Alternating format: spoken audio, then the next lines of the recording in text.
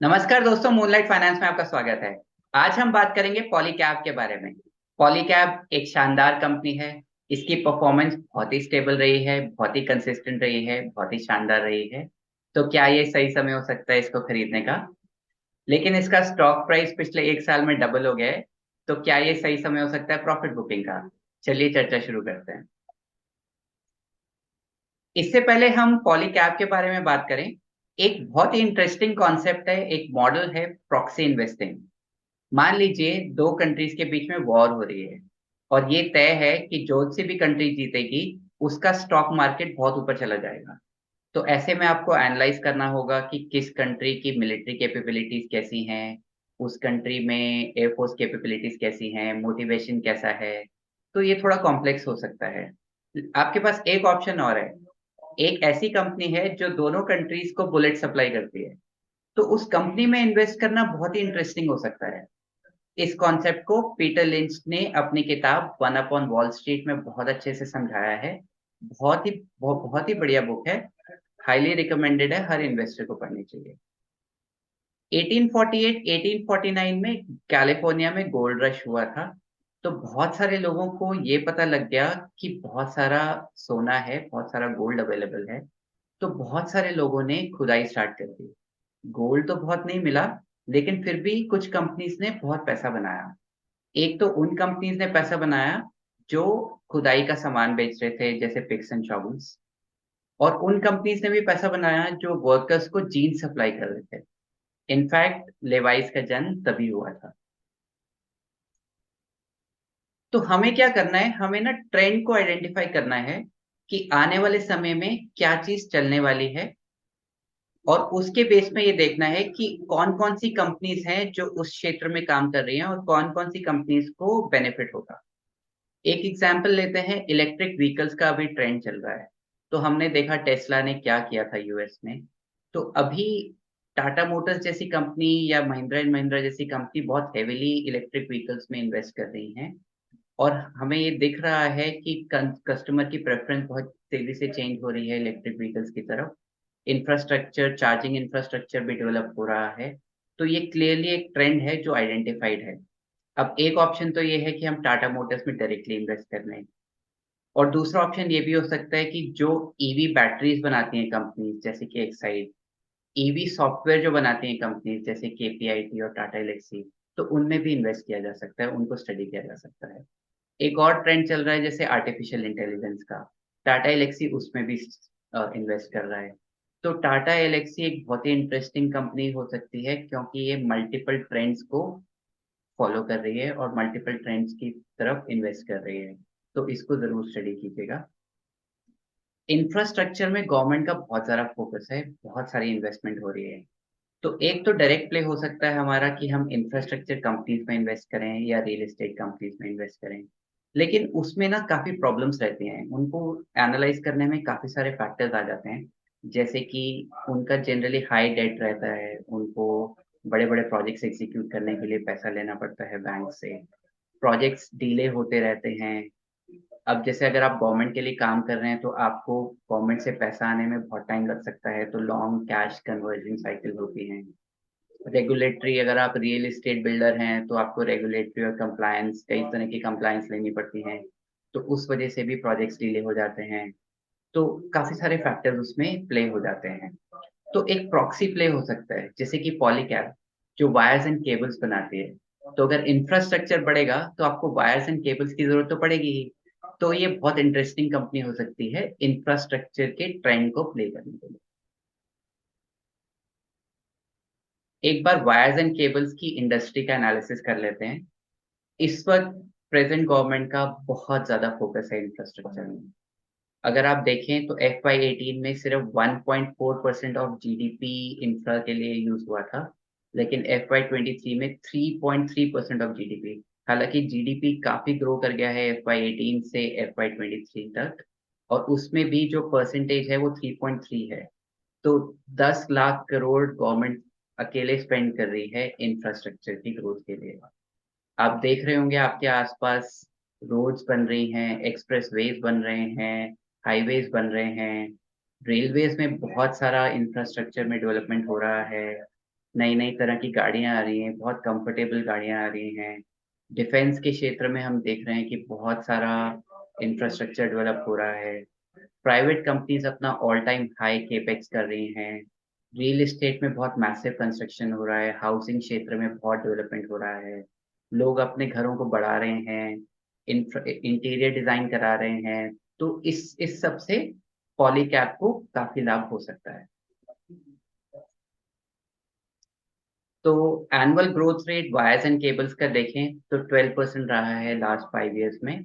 और FY26 तक का प्रोजेक्शन देखें तो वो भी डबल डिजिट में है। इसमें एक बहुत अच्छा फैक्टर ये है कि ये काफी ऑर्गेनाइज्ड मार्केट है। जनरली अगर आप देखें तो बहुत सारी चीजों में अनऑर्गेनाइज सेगमेंट काफी रहता है, जैसे पेंट्स हो गए या सिगरेट हो गया। बट वायर्स एंड केबल्स का 70% मार्केट ऑर्गेनाइज्ड है। और उसमें से भी पॉलीकैब का जो शेयर है, मार्केट शेयर है, वो 24% का है। तो ये एक मार्केट लीडर है अपने सेगमेंट में। एक बार प्रोडक्ट मिक्स अगर देखें तो पॉलीकैब का 89% वायर्स एंड केबल्स में है, 8% FMEG में है, हम FMEG में भी बात करेंगे, और 3% अदर्स में है।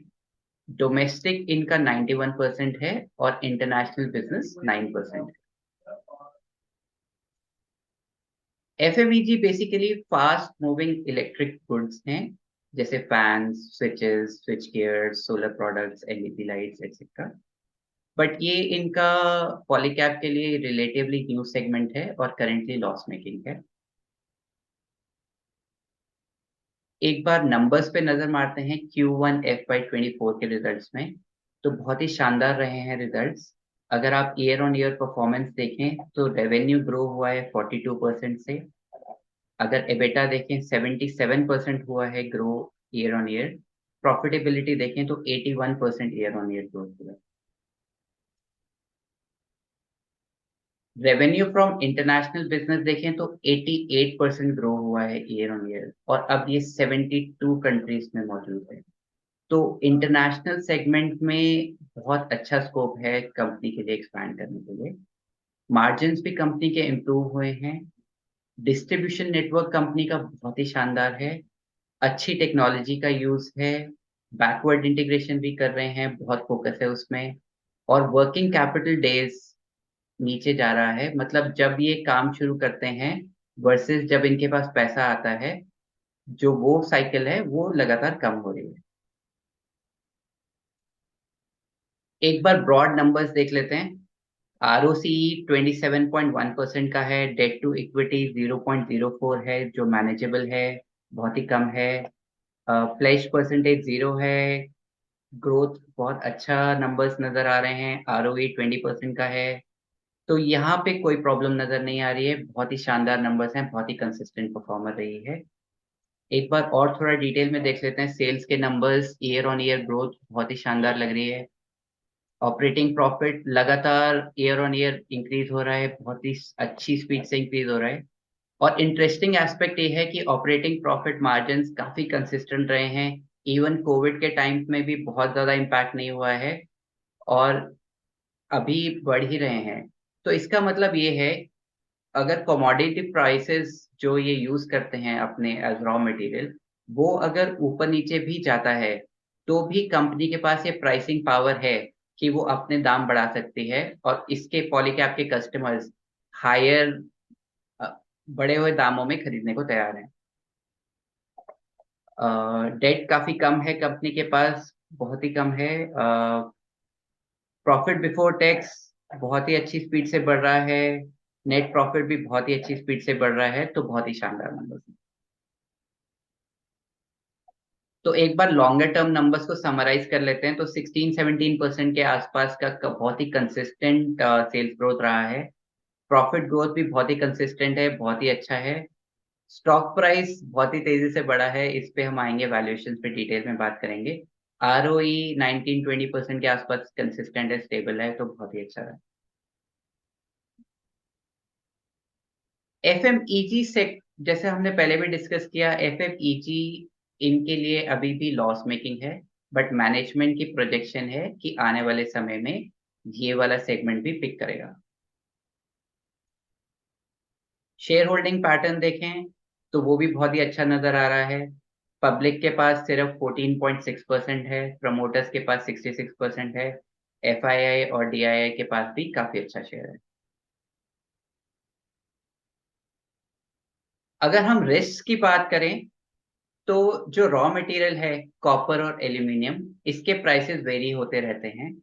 तो इसका मतलब ये है कि कंपनी की इनपुट कॉस्ट बढ़ सकती है, बट गुड पार्ट ये है कि कंपनी के पास प्राइसिंग पावर है, इसलिए इनके मार्जिन्स अगर आप देखें ईयर ऑन ईयर तो बहुत ही स्टेबल रहे हैं और थोड़ा इम्प्रूव ही हो रहे हैं। तो ये बहुत ही अच्छी बात है। एफएमईजी बिजनेस अभी परफॉर्म नहीं कर रहा है, आने वाले समय में काफी अच्छी एक्सपेक्टेशंस है मैनेजमेंट की। जो इंफ्रास्ट्रक्चर है गवर्नमेंट का, इंफ्रास्ट्रक्चर में जो केपेक्स है अभी बहुत हाई लेवल्स पे है।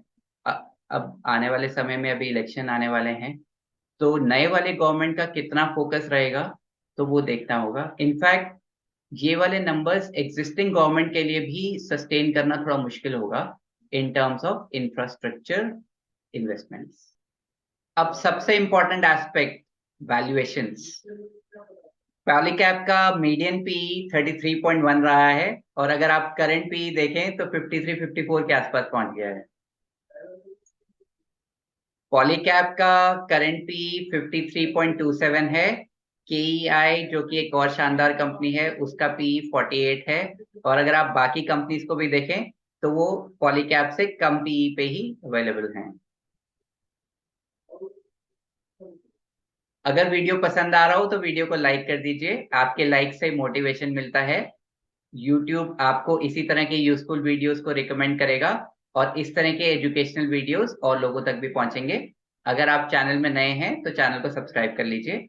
हम जो भी डिस्कशन कर रहे हैं वो सिर्फ एजुकेशनल पर्पसेस के लिए है। अगर आप कोई इन्वेस्टमेंट डिसीजन लेना चाहते हैं तो अपने एडवाइजर से कंसल्ट करके और अपना ड्यू डिलीजेंस करके ही लीजिएगा। ये कोई इन्वेस्टमेंट एडवाइस नहीं है। मैनेजमेंट ने गाइडेंस दी थी 21 में, प्रोजेक्ट लीप स्टार्ट किया था उन्होंने। उन्होंने ये कहा था कि FY26 तक 200 बिलियन तक का उनका रेवेन्यू हो जाएगा। देखते हैं उन्होंने अब तक कैसा परफॉर्म किया है। तो 20,000 करोड़ की गाइडेंस थी 2021 में, और 20,000 करोड़ उन्होंने कहा था कि रेवेन्यू कर देंगे 2026 तक at the rate of 18% CAGR। 23 के नंबर्स देखें तो वो 14,000 करोड़ को क्रॉस कर चुके हैं ऑलरेडी, जो कि 26% CAGR का है। तो मैनेजमेंट बहुत कंफर्टेबली इस नंबर को बीट कर देगा, क्योंकि अगर सिर्फ 13% CAGR से भी ग्रो होगा तो भी ये नंबर कंफर्टेबली अचीव हो जाएगा। तो ये नंबर बहुत कंफर्टेबली बीट होगा, और मुझे उस तरह की मैनेजमेंट काफी पसंद है जो एक एस्टिमेट देती हैं, एक गाइडेंस देती हैं और उसको बीट करती हैं। मेरा क्या व्यू है? शानदार कंपनी है, एक्सीलेंट परफॉर्मेंस है, सिंपल कंपनी है टू अंडरस्टैंड, कंसिस्टेंट कंपनी है, मार्जिन स्टेबल हैं, प्रोस्पेक्ट्स बहुत ही अच्छे हैं। But at this point in time मुझे वैल्यूएशन बहुत हाई लग रही हैं। इस वक्त मैं तो एंटर नहीं करूंगा। लेकिन अगर आपके पास पॉलीकैब का स्टॉक है तो जनरली अगर आप किसी अच्छी कंपनी में एंटर कर जाते हैं तो उसको लंबे समय तक होल्ड कीजिए। होता यह है कि लोग सेल कर देते हैं और उसके बाद अगर वो फर्दर अप हो जाता है तो फिर उसको दोबारा नहीं खरीद पाते हैं। तो इसको आप होल्ड कीजिए, नियर टर्म में करेक्शन हो भी सकता है, बट इसको लॉन्ग टर्म तक होल्ड किया जा सकता है। आपको ये वीडियो कैसा लगा कमेंट सेक्शन में बताइए। Happy investing, see you in the next video.